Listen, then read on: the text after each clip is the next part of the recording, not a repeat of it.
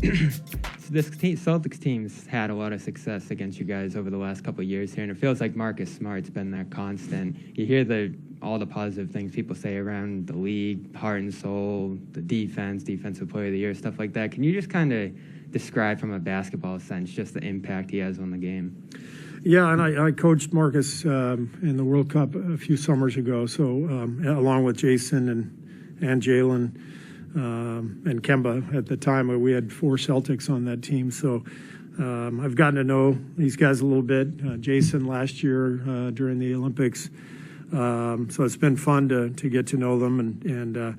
But Marcus, I described him yesterday as kind of the guard version of Draymond. You know, he's just all over the place defensively, really, really smart, anticipates plays, understands angles, the versatility to guard 1 through 5. It's all there. So there's a reason he won Defensive Player of the Year. He's a great defender and probably an underrated offensive player as well. Hey, Buddy Manning here, wrapping up Media Day, and you just heard Steve Kerr say it there. My favorite storyline, perhaps, entering this series, where the NBA Finals trophy right behind me here. This is going to get underway tomorrow, and 2 guys who are probably going to fight harder than anyone for that trophy are Marcus Smart and Draymond Green. You can compare, you can contrast them all day. I don't care to do that as much. We'll get to some of their assessments of how that matchup lines up. But I do love the fact that you can compare Marcus Smart and put him in the same breath as, frankly, one of the best defenders ever in Draymond Green. And as Green put it later in the day to me, the way that Smart quarterbacks and coaches the team and talks his way through the huddles is super important, especially because that's how Marcus Smart this year more than many has cemented himself as a centerpiece on this roster. And I think some people question coming in, should he be named as a pillar alongside Jaylen Brown, Jason Tatum? You weren't sure, but he solidified it with the Defensive Player of the Year award, with reining in his offensive game and giving the Celtics what they needed on that side of the ball. You see a similar thing with Draymond Green over the last couple of years, kind of phasing out his offense in favor of passing and high pick and roll action and some of the things he does to make himself useful on that end and accentuate the stars on the roster. Marcus Smart loved the comparison, said it's a favorable one, and also said that he is willing to learn and study Draymond himself. Here's what he had to say about the comparison that Kerr made. A great comparison. You know, it's an honor to be compared to a guy of Draymond's caliber. You know, champion, great leader, great defender, and you know he does what he does very well. So you know, I like to look at myself as that way, and I definitely take some notes on Draymond and you know the way that he leads, the way that he plays the game. Green, by contrast, big praise for Smart coming into this series.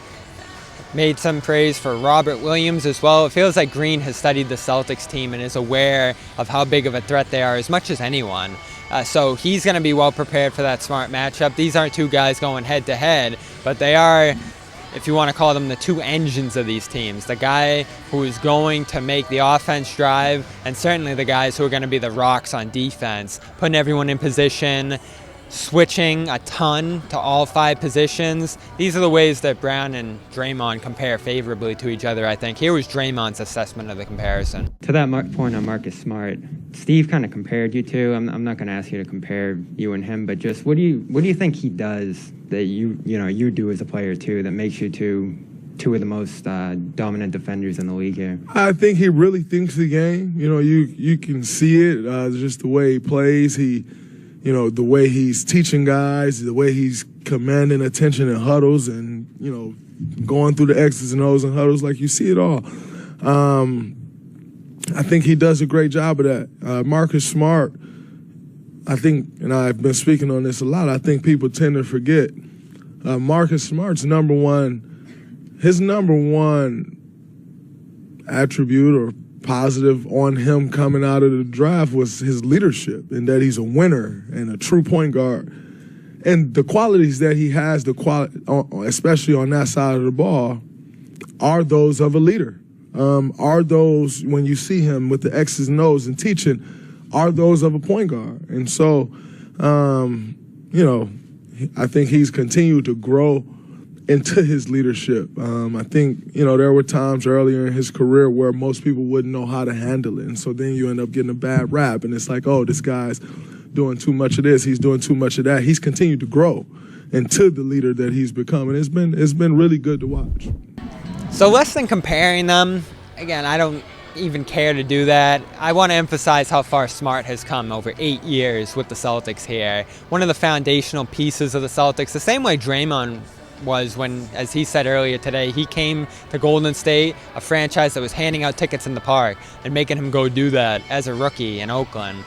So Celtics not quite coming that far, but they were in a bad place when they drafted Smart. A full tank season, a lottery year, a first-year head coach who didn't have a lot of success, 25 wins for Brad Stevens in that first season. They get Smart, and that was the bedrock of all of this. And he had to evolve as the years went on, play a variety of different roles, and then as Ime said and others have said, get his turn to run that point guard position on offense. It was a long time coming.